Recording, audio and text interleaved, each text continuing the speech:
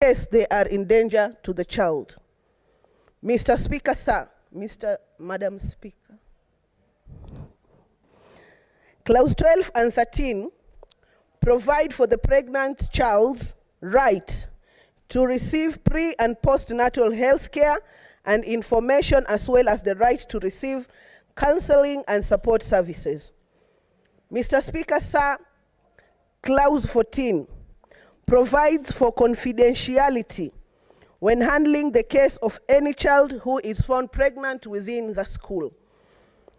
Madam Speaker, Clause 15 provides where the persons responsible for the pregnancy is an adult, the school principal should disclose the same to the County Director of Education, the council of the nearest police station. If the person is a teacher, an additional report is to be made to the Teachers Service Commission. Madam Speaker, Clause 16 provides for readmission of the child to the school once she has given birth. When the baby, she is to be readmitted at the same level she was prior to giving birth.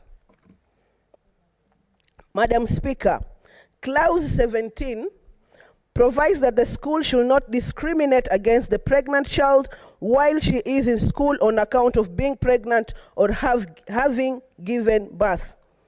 Madam Speaker, Clause 18 requires parents of pregnant children and of child parents to continue with their parental obligations support to their child. Madam Speaker, Clause 19 provides for the school obligation to counsel the child, readmit the child once the child is born, and weaned, to continue supporting the child so that they continue with their education. Madam Speaker, Clause 19 provides for the school's obligation to counsel the child, readmit the child once the child is born, and continue to support the child so that they can continue with their education. Madam Speaker, Clause 20 makes it an offense for the school administration to refuse to readmit a child once they have given birth. Upon convictions, the school principal, every member of the school administration may be fined to up to cash 500,000 Kenya shillings or jailed for 6 months or both. Madam Speaker, Clause 21 provides for establishment of child care centers in or within the vicinity of an institution of basic education. These may be established by county government or by person licensed to provide child care services. Madam Speaker, Clause 22 provides that the child care services provided are for the benefit of the children less than 3 years old, whose parents are children who are being readmitted to school, or other children whose parents have no one to take care for the child. Madam Speaker, Clause 23 provides for the requirement of a child care center, including its accessibility, affordability, ability to give adequate supervision to the children, and availability of qualified personnel to cater for the children. Madam Speaker, Clauses 24 to 33 provides for licensing of child care centers by counties. Counties are also required to enact legislation to guide the licensing process within the county. It also prescribes how services should be rendered in the child care centers and how the centers are to be managed. Madam Speaker, Clause 35 provides for the services that are to be provided in the child care center, including the care and the supervisions of children, counseling of child parents, outreach programs, and recreational activities. Madam Speaker, Clause 37 provides for inspections and evaluation of safety in safety care and the obligation to keep the premises safe for children to have contacts of emergencies services providers such as hospitals ambulance services, and firefighting services. Madam Speaker, Clause 42 provides for continued recognition of care centers which are already in existence and are already licensed. It, however, gives the County Executive Committee members power to give the care a notice requiring them to register afresh under the Act. Implementing the measures proposed in the bill will enhance protection of child parents and ensure that the country moves closer to 100% access to basic education by children in Kenya. Madam Speaker, with those remarks, I beg to move and request Senator Gloria Oroba to come and second the bill. Thank you. Honorable Senators, before the bill is seconded, I would direct that I reorganize the order paper to allow Senator Mungatana, the chair of the ad hoc committee on Shakahola, to lay the report.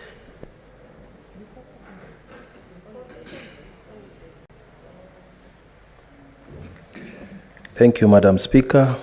Madam Speaker, I beg to lay the following report on the table of the Senate today, the 19th October 2023. This is the report of the ad hoc committee to investigate the proliferation of religious organization and the circumstances leading to the deaths of more than 95 people in Shakahola, Kilifi. I thank you, Madam Speaker. I beg to lay. Thank you, Senator Mungatana. Senator Gloria Oroba.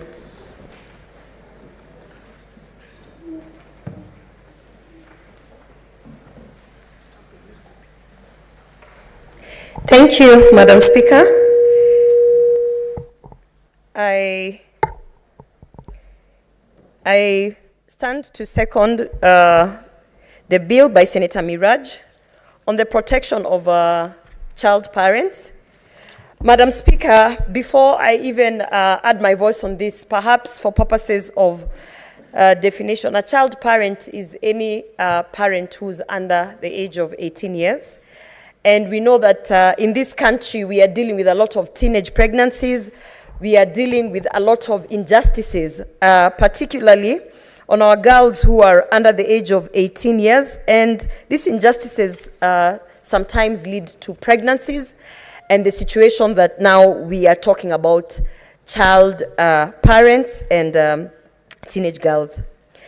Madam Speaker, I am really happy to actually second this bill, because for a long time we've been talking about teenage pregnancies and how to end teenage pregnancies. But while we are dealing with the issues of how to end teenage pregnancies, we are not addressing the issues of what is happening to these children who are pregnant. First of all, it is public knowledge that most of our institutions, actually I think all our public schools and private schools, the moment a girl becomes pregnant, it becomes an issue of having to request them or to send them out of school. Madam Speaker, over the weekend, last week, I actually came from a region in Kilifi County called Marafa, where the rate of teenage pregnancies is alarming, where we have a lot of girls who, because of several issues, including sexual abuse, are becoming pregnant. Madam Speaker, the first thing that happens is that they are kicked out of schools. Sometimes they are even kicked out of their homes. So together with the partners that I am working with, we were even looking at how to ensure we have the safety of these girls in terms of their immediate safety, not only the education, but just their safety, Madam Speaker. So we were talking about creating safe spaces for these abused girls who are now pregnant. But Madam Speaker, it became very apparent that in that particular region, and I'm sure in many regions in Kenya, not only in Kilifi County, the first thing is that when a girl is pregnant, when they're in school, they are considered hopeless, and in fact now there's no longer any more investment in that girl. So Madam Speaker, as I go through this bill and look at what it seeks to address, and in terms of protection of the child, Madam Speaker, I want to say that it is high time that we address the issues of the expectant children, the expectant parents. We are talking about the pregnant girls. I am glad to see that Senator Miraj has actually outlined a legal framework to ensure that, for instance, some of the rights, including the basic right to education, is protected of this pregnant girl. Madam Speaker, it has also become apparent that when we are talking about ensuring that bursaries are allocated fairly, Madam Speaker, when it comes to these pregnant girls, automatically they are taken out of the list of bursaries, Madam Speaker. So on the point that I can see here on the care of expectant children and child parents, point 4E, F, where we say that we guarantee funding and sustainability of the initiative and other child welfare programs aimed at benefiting the child parents, Madam Speaker. I believe this also speaks to the point of bursaries, that the pregnant girls in schools are not further discriminated by saying that now they are taken out of the list of the bursaries that is being allocated to the children, Madam Speaker. We have had so many issues of children who are forced to take many medical tests the moment that the institution, particularly the school, finds out that they are pregnant. Madam Speaker, you'll find in some cases they are forced not only to take tests that are touching on the pregnancy, but you will see that they now further subject them to forceful tests, including HIV tests. Madam Speaker, as you have heard the sponsor of the bill explaining that this kind of mandatory tests that are put on the girls, it's not only an issue of isolating them and making them feel that they are now this very dirty creature in an institution, but it also goes against their rights as a child. So, Madam Speaker, I'm glad to see that this bill also addresses that. I want to speak on the issue of readmission to schools, the right to be admitted to school. Madam Speaker, it is not a secret that once a girl becomes pregnant while in school, the first thing is that they are sent home. And while other parents actually seek to look for alternative education measures, maybe they go to another school, you'll find that it is very difficult for them to get these children admitted back to school. Even after they give birth, there is a notion that they are going to infect the other girls with bad behavior, Madam Speaker. So this bill is there to address that as much as whatever situation has happened and the girl has found themselves pregnant, that their rights to education are not, they are not declined of their right to education. Madam Speaker, the issue of prenatal and postnatal care for these child parents is a very concerning issue. In fact, there was a statement that was brought on the floor of the House yesterday with regards to a girl that passed away in Dagoretti North, and on touching on several issues, including prenatal and postnatal care. The negligence that we see in terms of making sure that these child parents don't even have that access to these facilities. So I'm glad to see that this is one of the things, this is one of the things that the bill is setting to cure, to ensure that whether this pregnant girl is under the age of 18, they are able to have access to prenatal and postnatal care and the information that they require. Madam Speaker, we have guidelines and policies that speak on the readmission to schools and actually the care that our county governments and national governments should give to child parents. But what we are lacking is the actual regulations, the actual proper law that will now be able to be exercised so that we don't have certain injustices that are already happening to these girls who, most of them are not pregnant because of choice, but are pregnant because of sexual abuse. They are pregnant because some of them went out to, for instance, look for ways and means to get, for instance, sanitary pads, and then they found themselves pregnant. It is just an issue of discrimination after discrimination and injustices after injustices, and then they find themselves in a situation where they require that as legislators, we stand up and and push for legislation that is going to protect them, Madam Speaker. As I second this bill, I want to highlight the fact that when we speak of child parents, we are only talking of girls most of the times. But Madam Speaker, sometimes the teenage pregnancies are as a result of what in your legal sense you call Romeo and Juliet, as a result of boyfriend, girlfriend, both underage. The boy is underage, the girl is underage, and the girl finds herself pregnant.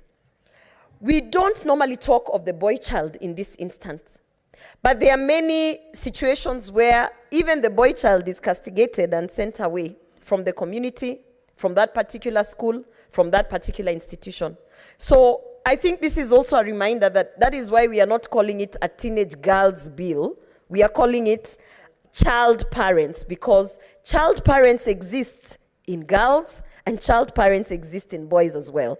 So therefore, this bill is not only to protect the girl child, but this bill is also there to protect the boy child in the event that both the girl and the boy happen to be under the age of 18, and therefore their rights should be protected. The right to education, the right to healthcare, the right to proper information, the right to being able to continue with their lives as a child, but with the understanding that they are now parents.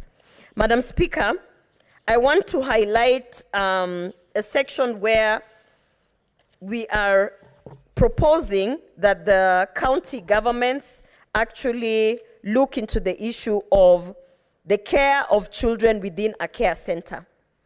Madam Speaker, once the teenage girl or the child parent has delivered that child, and we put expectations for this parent to go back to school, to be able to pursue their dreams, just as they would have pursued their dreams had they not become pregnant. The question is, what happens to the child? Because it is known that once you give birth, then as a parent now, you are expected to breastfeed for 6 months or more. You are expected to be a caregiver of another child.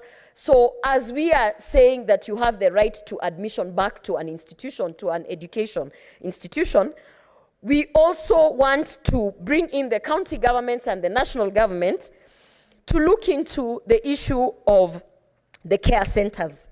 Madam Speaker, let me highlight part 4, and that is 32 of this bill, where it states that in delivering childcare services under this act, a licensee shall ensure that there is established a system for sharing with parents information on matters that may affect the children cared for in the center. Sorry, maybe let me just back that up a little bit. Establishment of care centers. That is part 4 of the bill, 21. A county government may establish and maintain such care centers as it may consider necessary for the care of children of not more than 3 years of age. A county government may, for the purposes of subsection 1, establish care centers in or within the vicinity of an institution of basic education and training in order to ensure access to such facilities by a child parent. What we are saying is that these care centers that have been existing, sometimes they require that the parent produces the ID, which, as you know, for a child parent, they will not be able to produce an ID, an identification card. So therefore, it becomes difficult for a child parent to be able to take their child now to that particular care center. And what we are saying for this bill is that some of those regulations that are there in the care centers should be able to reflect the fact that we have child parents who might not have identification cards, and so therefore their children are denied the access to that care center. So, Madam Speaker, because we want these child parents to go back to school and we want them to continue to pursue the dreams that they have, we are saying that the establishment of these care centers that are already in existence and some that will come up should be able to reflect the fact that they are accommodating the existence of child parents. That means that they should not discriminate the facilities or the services against the child parents. Madam Speaker, In conclusion, I want to say this. In my short stay in Marafa, an area that is in Kilifi County, where we went to look into the issue of teenage pregnancies and HIV prevalence on teenage pregnancies and young mothers, I noted that there was a lack of understanding from the institutions that are supposed to guide and ensure that our child parents are protected. For instance, Madam Speaker, on the issue of establishing whether the pregnant girl was actually sexually abused or if it was a case of Romeo and Juliet, you find that the hostility that the child parent, especially the girl, receives, the teenage girl receives, is so high that they just choose not to give information, Madam Speaker. So even as I second this bill, I want to urge Senator Miraj to consider perhaps adding a statement or two in terms of the protection of the child parent in relevance to how the child parent became a parent. What I mean to say is, I think it would be proper, not only for purposes of documentation, but for purposes of ensuring that we are not further stigmatizing victims of sexual abuse who happen to be child parents. I think it would be proper that we add not only the issue of the establishment of care centers by county government, but what about the psychosocial support of the teenage girls who are actually pregnant because they have been abused, because they have actually gone through very, let me say, a hostile environment that actually has not been able, the teenage girl has not been able to even give a documentation of how they found themselves in that situation. As we are dealing with the return or readmission to school, as we are dealing with the postnatal and prenatal access to information, and even county governments ensuring that there are those centers, can we also find a way, maybe not or within this bill, to also establish psychosocial support for these child parents so that they may be able to be guided on how to be parents? Because remember, these are children who are now having children, whatever the circumstances.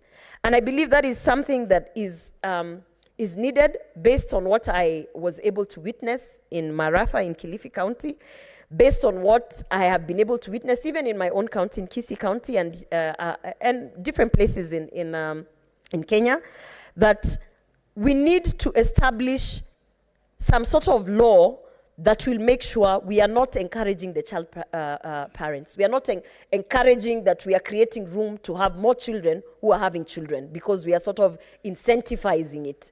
The idea of this bill is not to promote teenage pregnancies. The idea of this bill is to understand that we have a lot of teenage pregnancies and we have a lot of children who are now parents. So what do we do about that as we are trying to mitigate to ensure that we bring an end to teenage pregnancies? Madam Speaker, with those remarks, I want to thank Senator Miraj for actually bringing a very important piece of legislation that is very much needed. And I hope that as we discuss it in the House, my fellow senators may see that this is something that we urgently need to pass into law and work with the county governments to be able to implement. I beg to second. Thank you. Thank you, Senator. Honorable Senators, I propose the question that the Care and Protection of Child Parents Bill, Senate Bills number 29 of 2023, be now read a second time. Honorable Senators, I